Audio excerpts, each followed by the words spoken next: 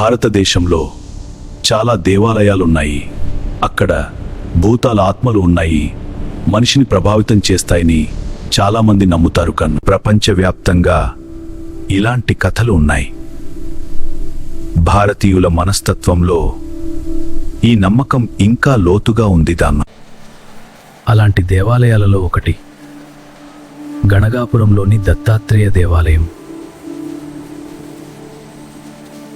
దత్తాత్రేయుడు, బ్రహ్మ, విష్ణు, శివుడు ముగ్గురి సమ్మేళనం.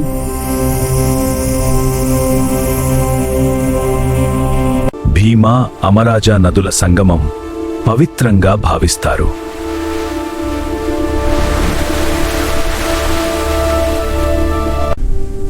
నేను ఈ క్షేత్రంలోనే రహస్యంగా ఉంటాను. ఈ పాదుకలు నిర్గుణ పాదుకలు. వాటి స్వభావం ఇప్పటికీ తెలియదు. పూజారి తప్ప ఇవిని ఎవరూ తాకలేరు.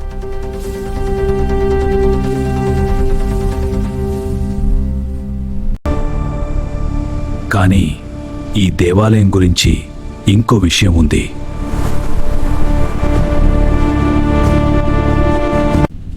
ఇక్కడ వింత సంఘటనలు జరుగుతాయని కొంతమంది చెబుతారు.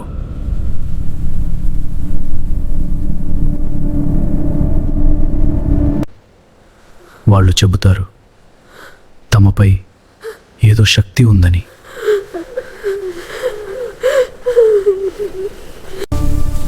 హోమాలు, పూజలు ఈ శక్తిని తొలగించడానికి చేస్తారుకున్నారు. ఇది నిజంగా ఆత్మల ప్రభావమా?